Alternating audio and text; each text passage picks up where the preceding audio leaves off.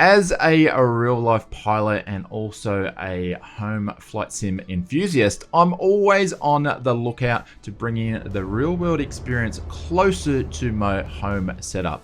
Force feedback has actually been in the racing simulator hobby for a long time now, but not so much in flight simulation. Moza, who is one of the leaders when it comes to racing simulator controls, have recently released some flight simulation gear.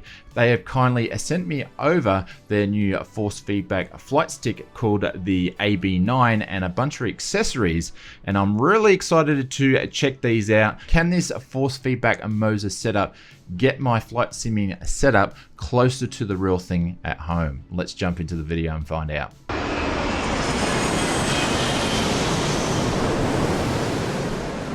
Before we get into the nitty and gritty on the video, I just wanted to set some of my expectations that I'm looking for when it comes to the experience with this Moza gear and the AB9 and force feedback in general. I have many types of joysticks. I've just got one here just to give you a bit of a demonstration. Is that a joystick will have some sort of resistance to the left, to the right, and up and down, and they'll basically have some sort of detent in the spring to actually spring it back. Real world flying controls don't behave like this. There's forces that are affecting those control surfaces, which are then attached to your stick and your yoke. For example, when sitting on the taxiway, you'll have forces of the prop pushing air over, resulting in the stick pulling to say one direction. Another example would be when you're at cruise, your controls are really precise because obviously you're cruising and the wind speed over those control surfaces is quite quick. And the opposite, if you happen to start performing a stall or doing slow flight, your controls will get sloppy because there's less wind over those control surfaces. Or another one that I'm really excited for is to be able to trim an aircraft in a flight simulator by feel, just as you would do with a real world aircraft. So a big thank you to Moza for sending this gear over. I'm really excited to take a look at it through its paces. So let's do a quick unboxing to see what you get, and then do a bit of a setup and get into the sim and see what happens. So Moza has sent over in their kit, they've sent their AB9, which is their force feedback yoke, and then your joysticks basically connect on top of them. So the first joystick they've sent me, which is their MH16 flight stick. I believe that this is based over a F18 stick, so we're going to take a look at that. I'm not really into combat simulation, so I'm very happy that they actually sent over, which is their flight sim. I think this actually comes with it. This is the actual base stick, and this looks to be a bit closer to more of an Airbus style of stick. So if you're into commercial sort of aviation and GA aviation, that's probably more closer than the F18. And also the flight base clamp. This thing is heavy also, and I guess when you've got the base unit there. And this is the first time I'm actually seeing this with you guys together in the video. So I haven't unboxed this previously at all because it's obviously got the sticky on it. We've got some Moza bits and pieces, AB9 force feedback, probably a get started guide or a manual. Does anybody read that stuff? I don't. All right, pop it over the side there. Yeah, there's a brick, USB cables and stuff like that. So that's the power stuff. We won't go into that too much, but obviously the power lead being Australia. This has been out, the force feedback stick's been out for a little while, but we take time before we get things in Australia before the rest of the world does. So, and obviously a USB cable as well. And this is the Moza kit. Holy cow. So it's all metal. That's all metal. Holy cow. Ugh. That is a unit. Geez, do you feel feel that hit the desk? That's an absolute unit. So it's obviously got all its screw points in there. This thing is built quite sturdy.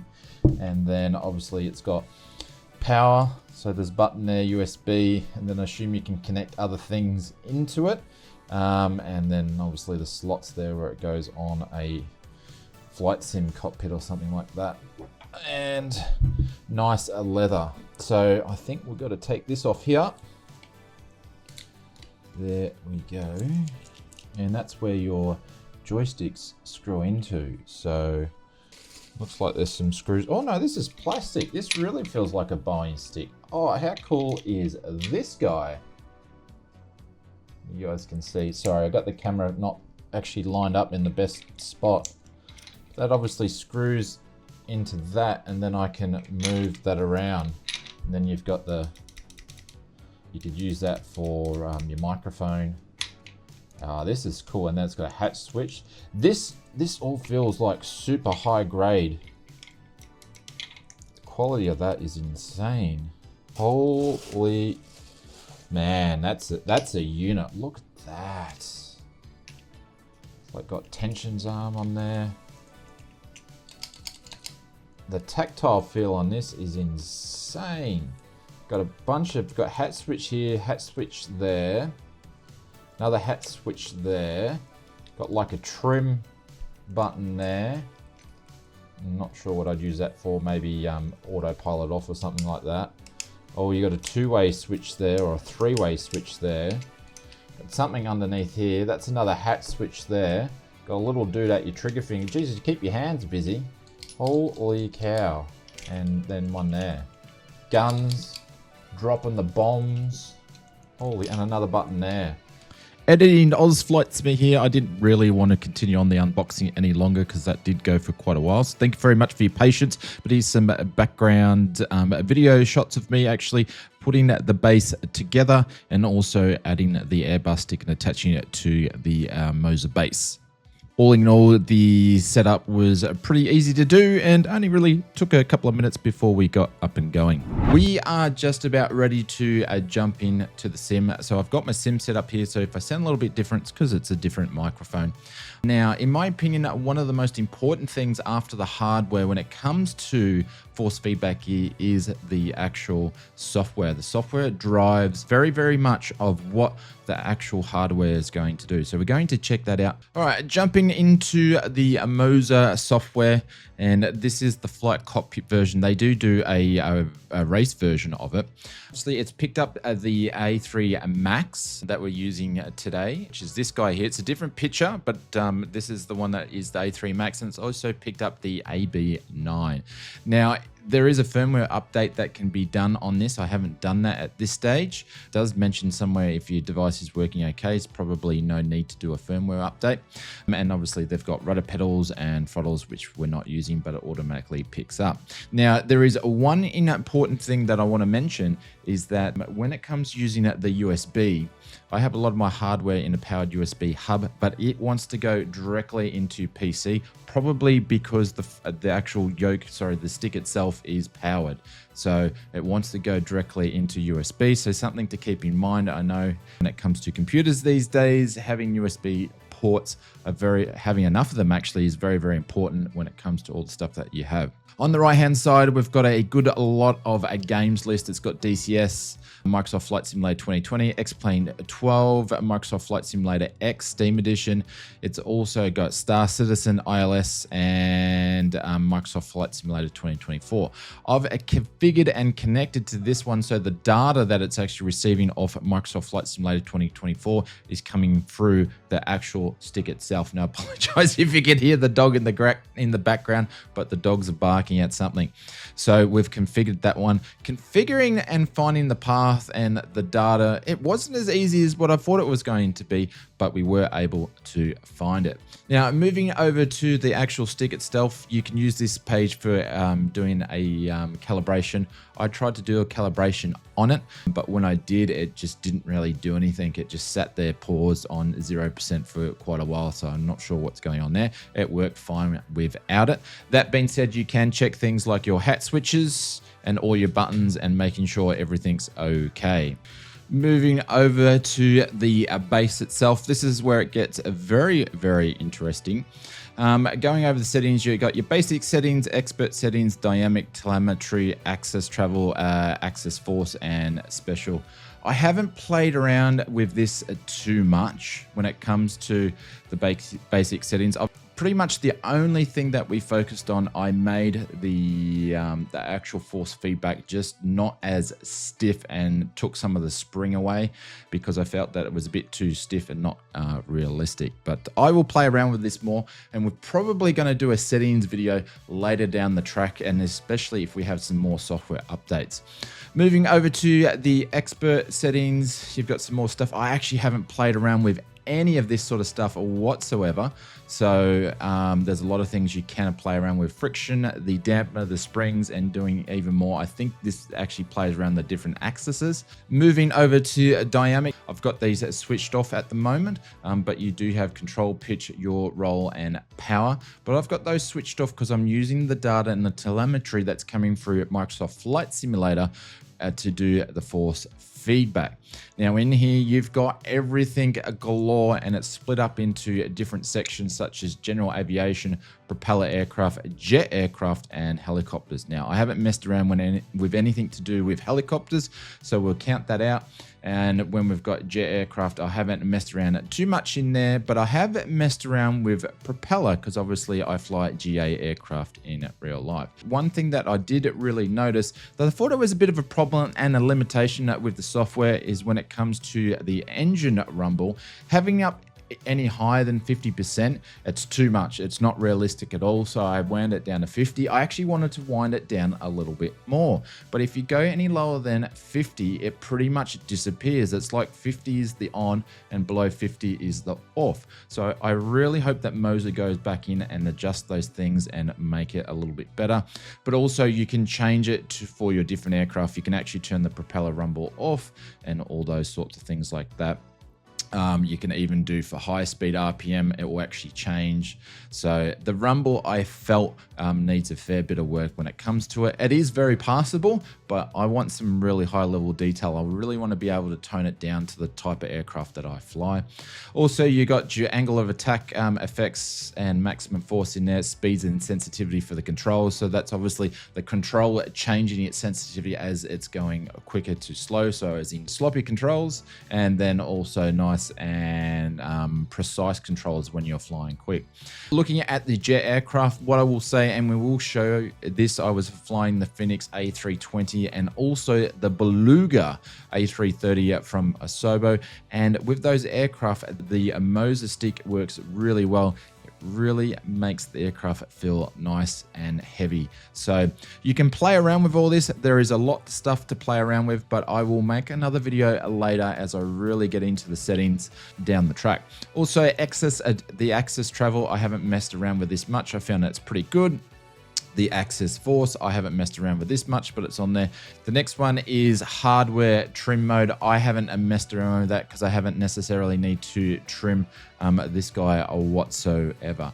So that's the software. You can customize and use the different categories for your sim.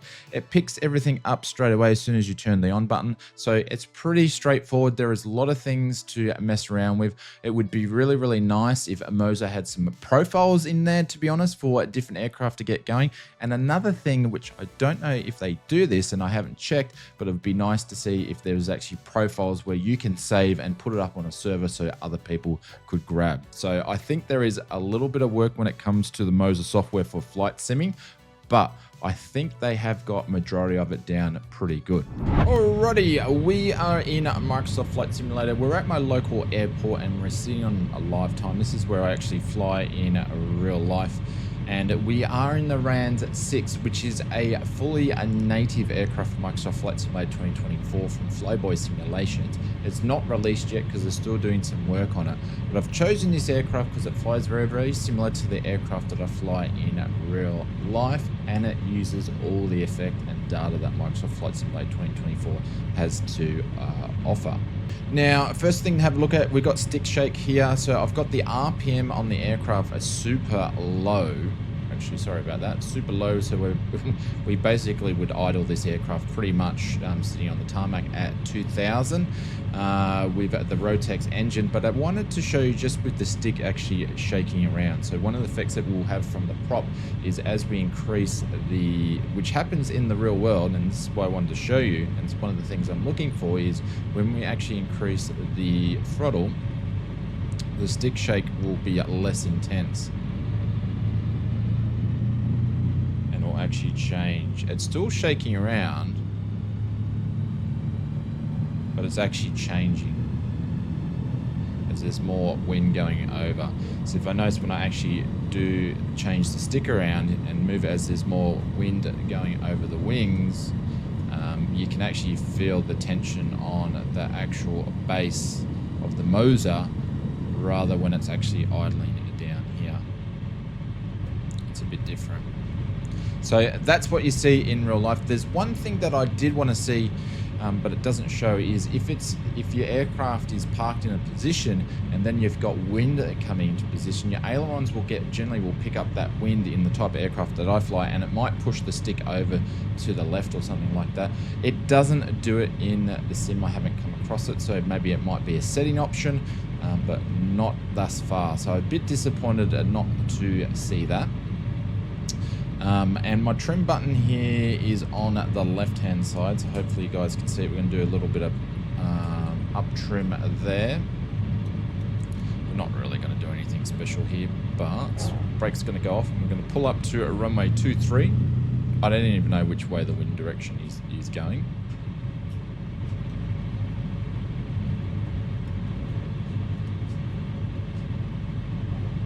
Probably hear the rudder pedals in the background. My apologies for that.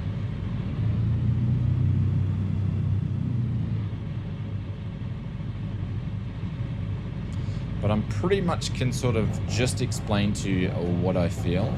And as you can see, moving the throttle up and down, I'm getting different shake vibrations in the aircraft.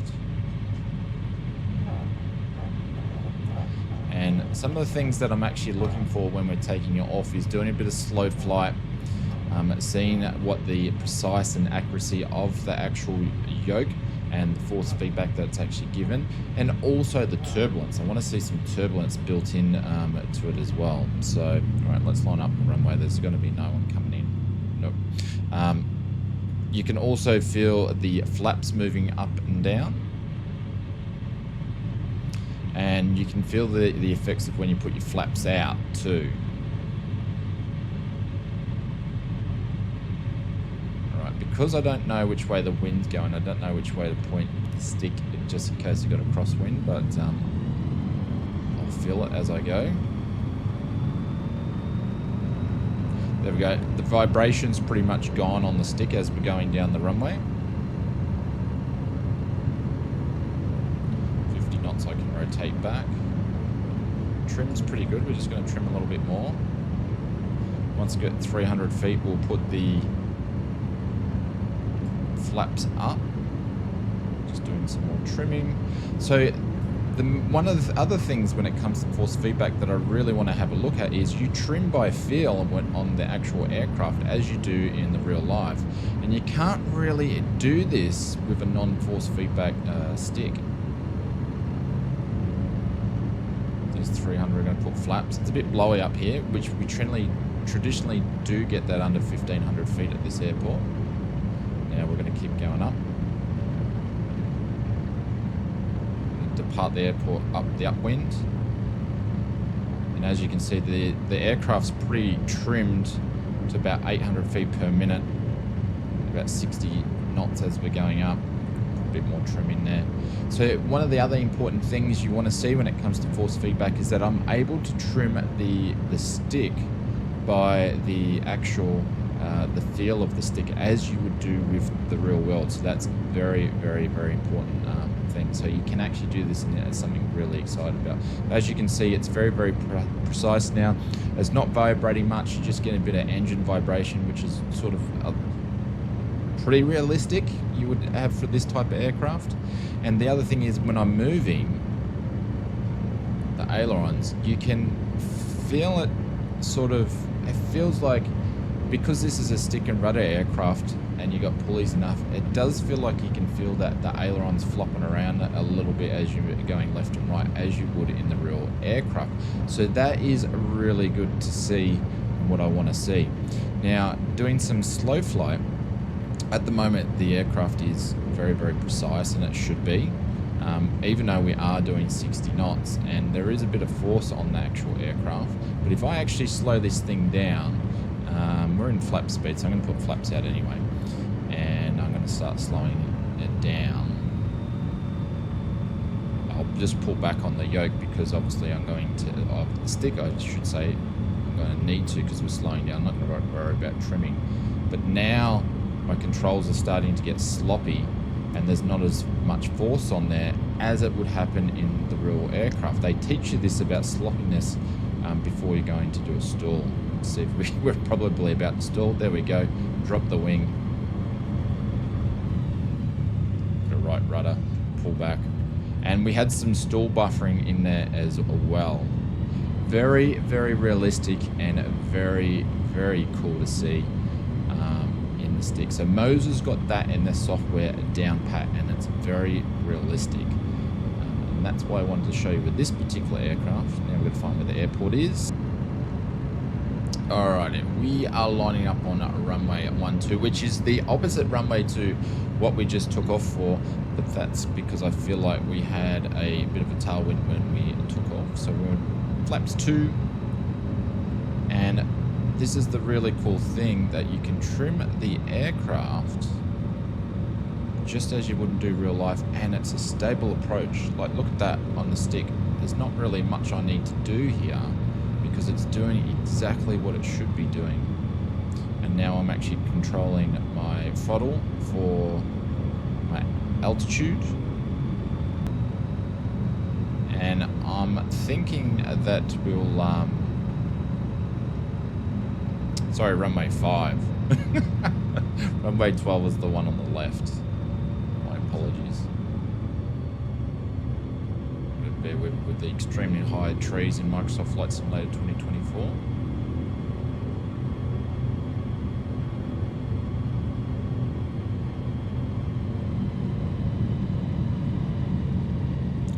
Should get a nice touchdown.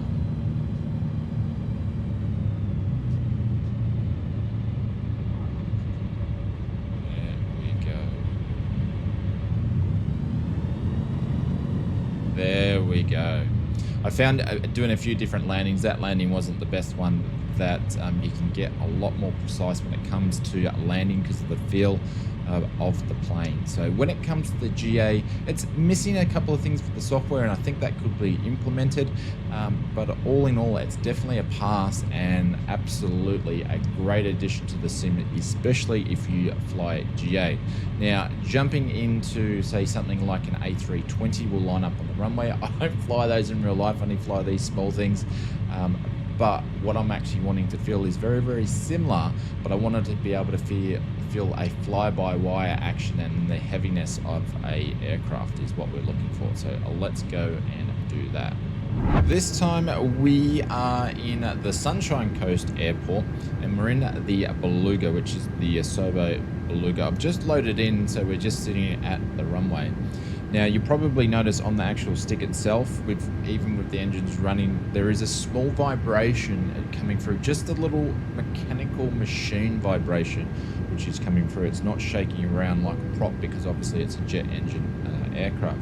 Now one thing I wanted to point out, if I move the stick to the left and then move it to the right, it's got like a fly-by-wire feel where you can feel like there's like a bit of delay, but you can feel that the input's getting input into the actual ailerons. It feels like we are in an airliner. Now all the same principles should actually work with this aircraft with trim and things like that. Do we have any flaps down? We've got some flaps down. I haven't configured the aircraft for takeoff. We've just loaded in, so it'll probably be a massive takeoff. But so far it's behaving and what I would believe would be a jet airliner. And the other thing I'm actually looking for is the heaviness once we sort of take off, and the trimming and what we can do. So let's put the throttle forward. Actually got to remove the brake first. There we go.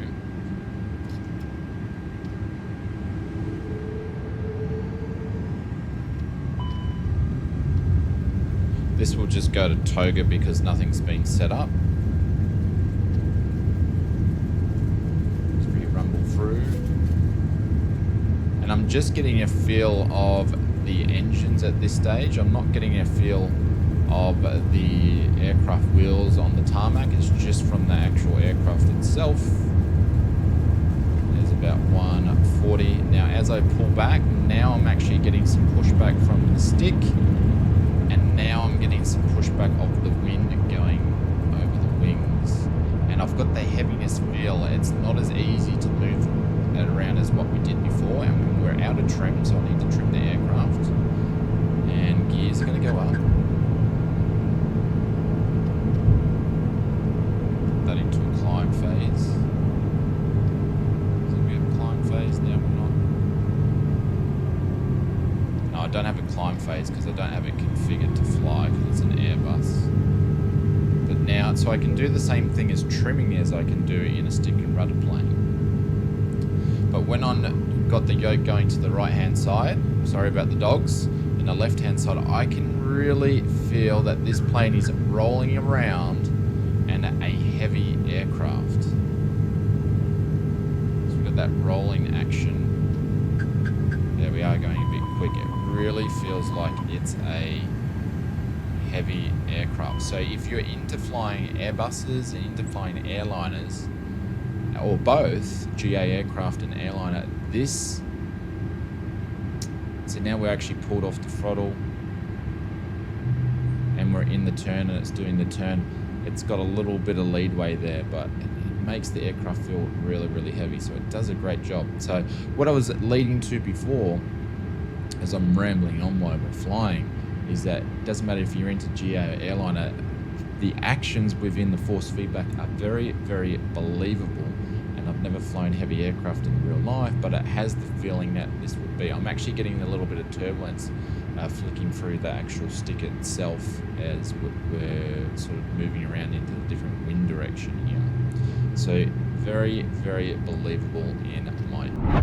All in all, when it comes to the Moza base and the stick, I'm going to say straight off the runway that this is now my #1 stick that I'm choosing to use each and every day. It's now my daily flyer. It's awesome. I'm enjoying it quite a lot. I will make another video later down the track of the settings when it comes to the Moza, because I think the settings and the software, I think there is some improvement that can still do with that. When it comes to the price and what the stick has to offer, being one of the first force feedback sticks on the market, Moza does know what they're doing. They are used to doing racing hardware and racing software. They will get better at it over time when it comes to flight simulation. So I have no hesitation. If they didn't actually send this out and I picked it up, I would see very good value for money. And now I'm very much looking forward to picking up their new yoke, which is just released as well. So in my opinion, this is a great job by Moza. Thank you very much for them sending it over. And now it's going to become my daily flyer, as all my other joysticks are going to go back to the dust with the ones behind me, and I think they have done a great job. So I'll leave a link in the description below. If you have any questions, please leave them in the comments and I'll see if I can answer them. And we will be back in a few months' time to do a bit more in depth once I've had more time with the stick, for some profile settings and things like that when it comes to the software. But for now, thank you very much for Moza. Thank you very much for watching. Subscribe to see more hardware videos on the channel here, and we will see you in another video real soon.